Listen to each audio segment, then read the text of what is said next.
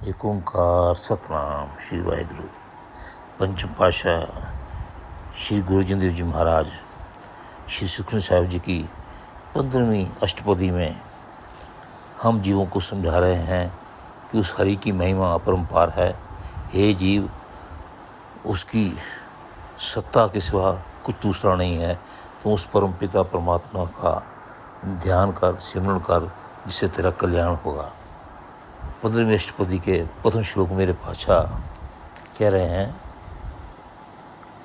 सर्व कला भरपूर प्रभ बिरथा जाननहार, जाके सिमरन उदरिए नानक तिस बलिहार।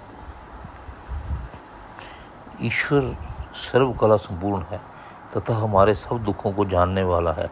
हे नानक, इस ईश्वर के नाम सिमरण मात्र से मनुष्य का कल्याण हो जाता है। मैं उस ईश्वर के नाम पर कुर्बान जाता हूँ। प्रथम अष्टपदी मेरे पातशाह कह रहे हैं, टूटी गार्डन हार गोपाल, सर्व जिया आपे प्रतिपाल, सगल की चिंता जिस मन माही, तिस्ते बिरथा कोई नाही।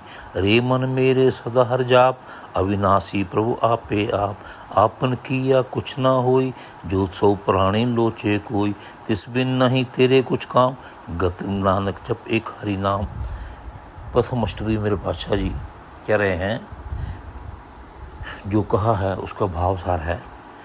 वह जगत पालक परमात्मा टूटे हुओं को जोड़ने वाला है, भाव कल्याण करने वाला है तथा वह स्वयं ही समस्त प्राणियों का पालन पोषण करता है। जिसके मन में सबकी चिंता है, उसके दर से कोई भी खाली हाथ नहीं लौटता। हे मेरे मन, सदा परमात्मा का नाम जप कर। अनश्वर परमात्मा स्वयं ही सब कुछ है। जीव के स्वयं करने से कुछ नहीं होता, चाहे वह सैकड़ों बार इसकी इच्छा करे। इसके अतिरिक्त कुछ भी तेरे काम का नहीं है। हे नानक, एक ईश्वर के नाम का ही जाप करने से मोक्ष की प्राप्ति होती है। भाव जीव का जन्म मरण समाप्त हो जाता है केवल ईश्वर के नाम में एकाकार होने से ही। दूसरी पदे में मेरे पातशाह कह रहे हैं, रूपवंत होई नहीं मोहे, प्रभ की जोत सगल घट सोहे, धनवंता होई क्या को गर्वे, सब कुछ किया तिसका दिया दरवे, अतसुरा जो कोई कहावे, प्रभ की कला बिन कह दयावे, धावे जे को होई बहे दातार, तिसको देनहार गाने जाने गवार, जिस गुर प्रसाद टूटे हो रोग, नानक सोजन सदा अरोग। दूसरी अष्टपदी मेरे पातशाह कह रहे हैं, यदि प्राणी तुम अति सुंदर है तो अपने आप दूसरों को मोहित नहीं करता। केवल उस ईश्वर की चेतना ही समस्त शरीरों को चेतन और सुंदर किए हुए है। धनवान होकर कोई पुरुष क्या अभिमान करे, यह स्वयं धन इत्यादि उसी का दिया हुआ है। यदि कोई स्वयं को बहुत शूरवीर कहलाता है, प्रभु की चेतना के बिना वह क्या है, उसका कोई प्रयास नहीं कर सकता। जितनी भी उस प्रयास हैं जीव के, उस हरि की चेतना से हैं। यदि कोई प्राणी दानी बन बैठे, दाता ईश्वर उसको मूर्ख जानता है। गुरु की कृपा से जिसका अभिमान रोग दूर हो जाता है, हे नानक, वह जीव सदा ही स्वस्थ है। तीसरे पद में मेरे पातशाह कह रहे हैं, जीव मंदिर को थामे थम्मन, त्यों गुरु का शव मने असमन, जिस पाखंड नाव चढ़ तरे, जिस पखान नाव चढ़ तरे, प्राणी गुरचन लगत निस्तरे, जिस अंधकार दीपक प्रकाश, गुर दर्शन देख मन होई विकास, ज्यों महा उद्यान मही मार्ग पावे, क्यों साधु संग मिल ज्योत प्रगटावे, तिन संतन की बाछों तूर, नानक हर की लोचा पूर। तीसरे पदे में मेरे पातशाह जी वर्णन कर रहे हैं, जैसे मंदिर को खंभा सहारा देता है, वैसे ही गुरु का नाम शब्द मन को सहारा देता है। जैसे नाम में रखा हुआ पत्थर पार हो जाता है, वैसे ही गुरु चरणों में लगा हुआ जीव भी भव सागर से पार हो जाता है। जैसे दीपक अंधेरे में प्रकाश कर देता है, वैसे ही गुरु दर्शन से मन खिल उठता है। जैसे मनुष्य को महाजंगल में पथ मिल जाता है, रास्ता मिल जाता है, वैसे ही संत की संगति में रहने से ईश्वर की चेतन भक्ति जीव के भीतर प्रकट हो जाती है। भाव संतों की शरण में जाने से उसके जो कुमार्ग हैं वो मार्ग में मिल जाते हैं।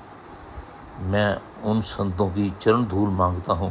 बाबा नानक कह रहे हैं कि मैं उन संतों की चरण धूली मांगता हूँ जो जिससे मेरी इच्छा पूरी होगी। भाव उस नाम की स्मरण की इच्छा पूरी हो, ऐसा मेरे पातशाह भाव कर रहे हैं। चौथे पदे में मेरे महाराज कह रहे हैं, मन मूर्ख काहे बिरलाइए, पूर्व लिखे का लिखा पाइए, दुख सुख प्रभ देवनहार, और त्याग तू विषय से सितार, जो कुछ करे सोई सुखमान, भूला काहे फिरे अजान, कौन वस्तु आई तेरे संग, लिपट रहे रस लोभी पतंग, राम नाम जप हृदय माही, नानक पछेती घर जाही। चौथे पद में मेरे पातशाह जी वर्णन कर रहे हैं, हे मूर्ख मन, क्यों विलाप करते हो, तुझे वही प्राप्त होगा जो तेरे पूर्व कर्मों के द्वारा लिखा हुआ है। भाव तेरे ही पूर्व कर्मों में जो तूने किया हुआ है उसी का ही तुझे फल प्राप्त होगा। वह ईश्वर ही सब सुख दुख देने वाला है। सब कुछ छोड़कर उसकी आराधना किया कर।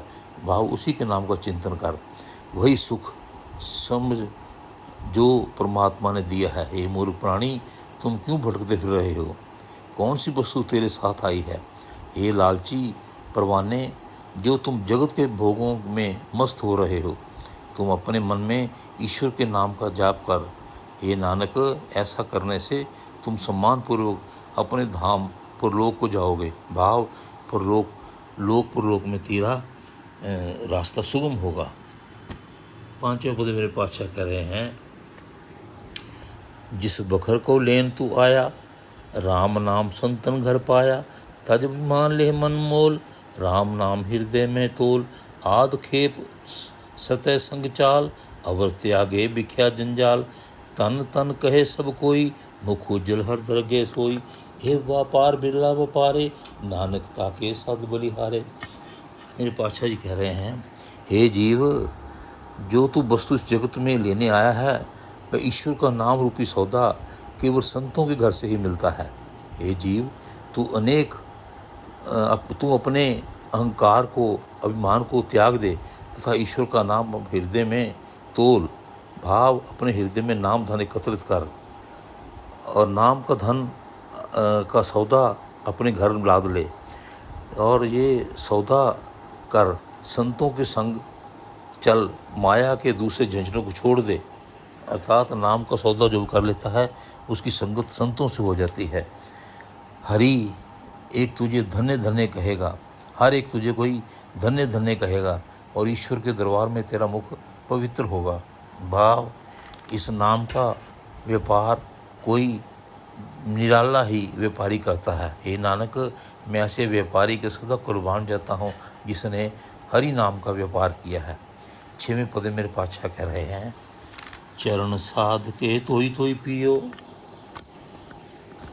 और साध हो अपना जियो, साध की तूर करो स्नान, साधु ऊपर जाइए कुर्बान, साध सेवा बड़ भागी पाइए, साध संग हर कीर्तन गाइए, अनक बिघन ते साधु राखे, हर गुण गाय अमृत रस चाखे, कोट गहे संत दर आया, सर्व सुख नानक ते पाया।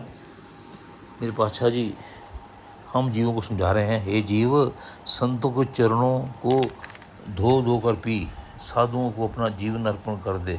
यहाँ संतों के चरणों को धो धो कर पीने का भाव है संतों की शरण में रहने का।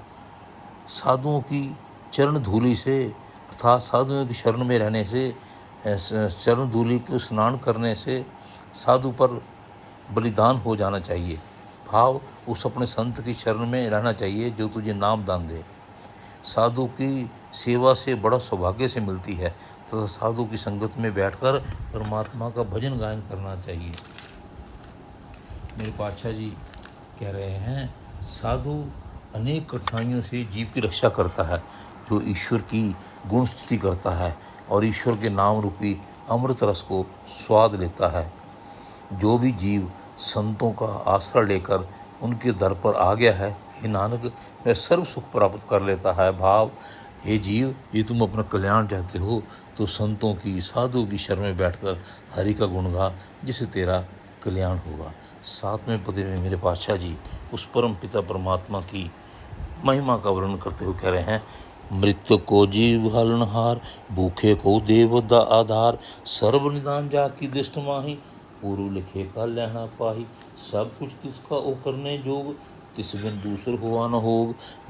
जप जन सदा सदा दिन रैन, सब ते ऊच निर्मल एह करणी। कर कृपा जिसको नाम दिया, नानक सोजन निर्मल थिया। भाव, परमात्मा मृत्यु को भी जीवित करने वाला है। वही परमात्मा भूखे को भी भोजन देता है। सभी खजाने उसकी दृष्टि में हैं, परंतु हर प्राणी अपने पूर्व जन्म के किए हुए कर्मों का ही फल भोगता है। सब कुछ उस परमात्मा का ही है, वही सब कुछ करने में समर्थ है। उसके सिवा कोई दूसरा ना था, ना है, ना होगा। सर्वसमर्थ केवल ईश्वर ही है। यह जीव दिन रात उसकी आराधना कर। यह जीवन आचरण सबसे पवित्र तथा ऊंचा है जो हरि शरण में रहता है, हरि का नाम लेता है। यहाँ ये भाव है, उसी का जीवन आचरण पवित्र है जो उस परम पिता परमात्मा के नाम में अपनी रहनी बना लेता है। जिस प्राणी को ईश्वर ने अपनी अहोती कृपा से नाम प्रदान किया है, नानक वह प्राणी पवित्र हो जाता है। इस अष्टपदी के 8वें पद में मेरे महाराज कह रहे हैं, जाके मन गुरु की प्रतीति, तिस जन आवे हर प्रभ चीति। भगत भगत सुनिए तेह लोई, जाके हृदय एको होई। सच करनी सच ताकी रहत, सच हृदय सतमुख सा कहत। साच दृष्टि साचा आकार, सच बरते साचा पासार। पार ब्रह्म बिन सच कर जाता, नानक सोजन सच सुमाता। मेरे पातशाह जी कह रहे हैं, इस भी प्राणी के मन में गुरु के प्रति आस्था है, वह ईश्वर को स्मरण करने लग जाता है। वही तीनों लोकों में प्रसिद्ध भक्त हो जाता है, जिसके दिल में एक ईश्वर स्थापित हो जाता है। उसका हर कर्म और जीवन यापन भी पवित्र हो जाता है, अर्थात उसकी रहनी बहनी, उठना बैठना, बोलना चालना, उसके मुख से मन में भी सच का व्यवहार हो जाता है। अर्थात जब वो सच से जुड़ जाता है तो उसकी सारी क्रियाएं सच हो जाती हैं। उसकी दृष्टि तथा स्वरूप भी सत्य हो जाती है। वो सत्य में रमन करता है और सत्य का ही फैलाव करता है। ये नानक, जो जीव परमात्मा को सत्य समझकर और सत्य समझता है, वही सत्य में समा जाता है।